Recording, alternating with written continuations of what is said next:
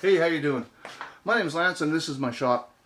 It's a single car garage off the side of my house, and I share it with this 2015 Ultra Limited here, so as you can see there's not a ton of room to play around in here, but I make do. Last year I decided I wanted to learn how to powder coat. Between this bike and the last one I spent a small fortune on powder coating, and I still have things I want to get done on this bike. Problem was, I didn't know the first thing about powder coating. And I didn't have any equipment, and to boot, I didn't know where I was going to put the equipment once I got it. This was all ram-packed full of storage, right from floor to ceiling storage. There was a huge compressor over in that corner, so the whole space was configured differently. But I started doing the research. I started watching other guys' videos. I just sat down and just tried to envision how I could make it work, and basically just built the whole thing ground up to fit. So now that everything's up and running, I wanted to do this review and go over the stuff that I've bought and built to get myself going, and hopefully that'll inspire you to build your own setup.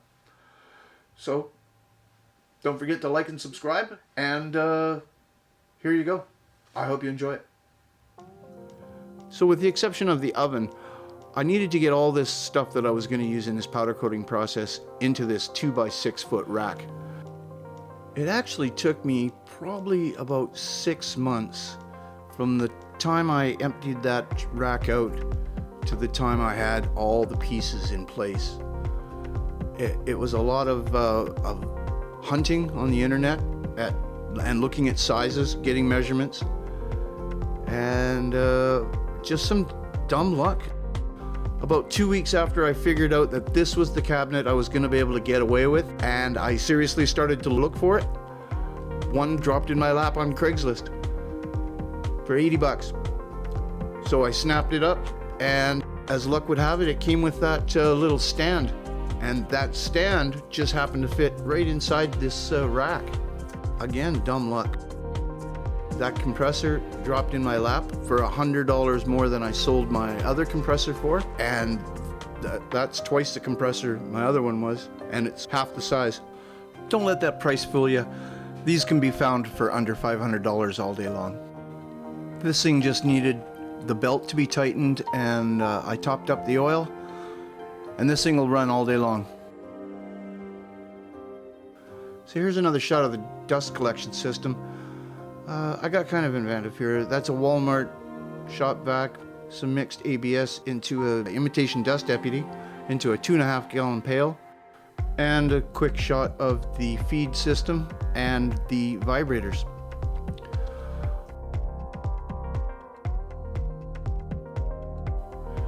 Now I just want to comment on the airflow to medium ratio.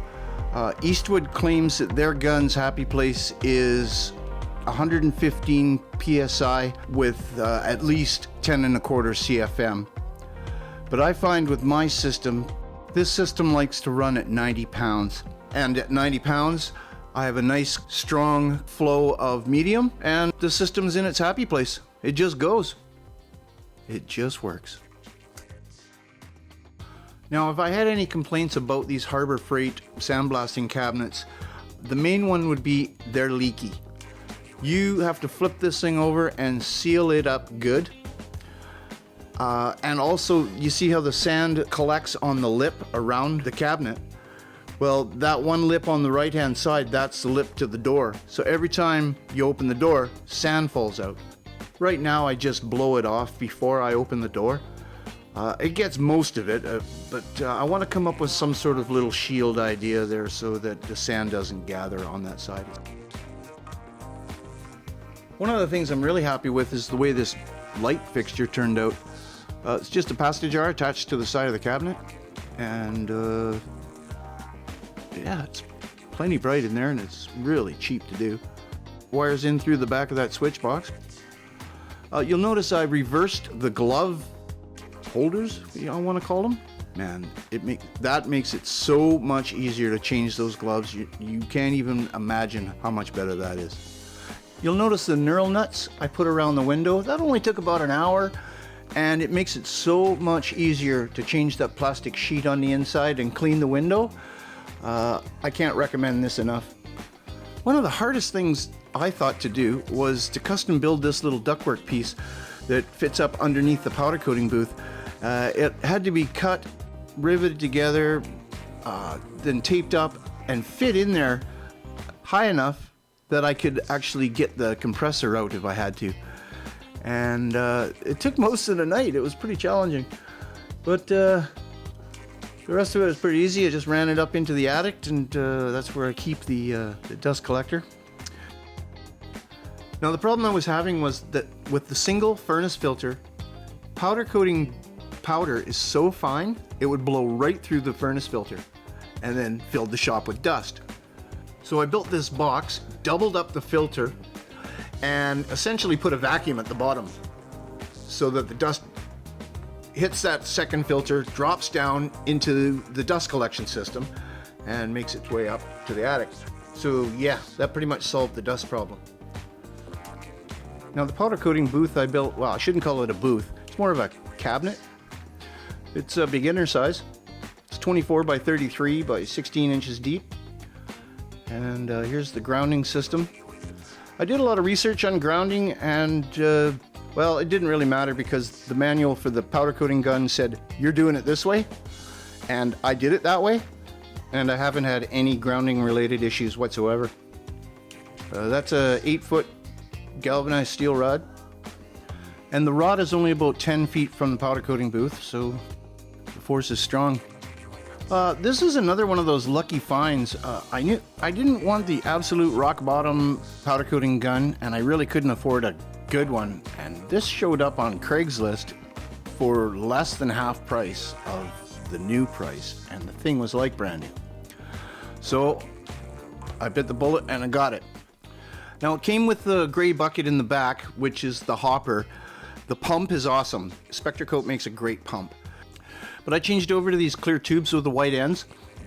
The pumps aren't that great. They're a Jima ripoff. They're a little bit coarse. You really have to be careful how you dial it in. But it makes changing colors way faster, like so much faster. It's not even funny. The bucket, it just took forever to change colors. So yeah, these tubes are great. I would recommend putting in a different pump. I can't put in the Spectracoat pump for some reason. The base is different, but maybe a real Jima pump might be better. But with that being said, it doesn't take long to get it dialed in, and I mean, once you got everything dialed in, your powder flow, your wash air flow, you got your voltage right, it's fun to work with. I mean, that's the art of it all, is getting everything figured out and working properly. Okay, so we'll move on to the oven portion of the video. This oven I built out of a smoker. It's a master built smoker. I think the number is ES35B. I picked mine up at Home Depot, but I believe they're on Amazon as well. This is the 220 line coming into it. As you'll see on the back of the control panel, one side is 220, one side is 110. Now I built this control panel for this oven. It's a 2 PID system. The yellow lights are the elements. The left one is the 220 element and the right one is the 110 element. Obviously the green one's a master. The white switch is a light. I got a fan with a potentiometer, but I just leave it maxed out. And this is the alarm switch, on and off, and a reset button that resets the timer. And even though it's homemade, I still take safety seriously, and I built in a couple of breakers into the element circuits. Now you'll notice the temperature controller in the lower right hand corner reading that Celsius number. That has a thermistor that goes into the heatsink of the SSRs so that I can monitor the temperature of the SSRs. That temperature controller could actuate a fan if I needed it. I haven't really felt that I needed it yet. I should probably explain what's going on here. I have two SSRs running the show. One of them handles the 110 going to the 110 element. The other one handles the 110 actuation power that triggers this Eaton contactor. It's a 40 amp contactor, and this has the 220 for the 220 element going through it. Even though those SSRs are 100 amp SSRs, I did not want to trust any 220 going through them. All right, moving along to the inside. The first thing you'll notice is that it's beginner size. This is a 3500 watt 220 broiler element. It was the smallest one I could find, and it just fits. This is the original 110 smoker element. You can see the exhaust for the fan system. And here's the intake. No complaints about the fan system. It really evens the temperature out in the whole oven. It works quite well. I was really impressed. And this is a Scirocco motor. If you look at my video about the fan install, I've got the link to where you can pick this thing up. It's like 25 bucks. And then the one last piece of the puzzle, this Dr. Seuss looking dust collector extension here. I have that gated off, and when I'm running the oven, I just open the gate and it helps suck out the fumes. So there it is in all its glory. You have to have this little door just to take quick temperature shots. I got that off of Amazon. It's called a speakeasy. Cast iron. Yeah, so that's it. That's my oven. And that's my whole setup. If you have any questions, feel free to ask. I'm always willing to help people out. No problems at all. Just leave your questions in the comment section. Also, on my channel, most of my videos are about this build, so that's probably a good place to start. I'm going to leave the video there. Thanks for coming by, and we'll see you next time.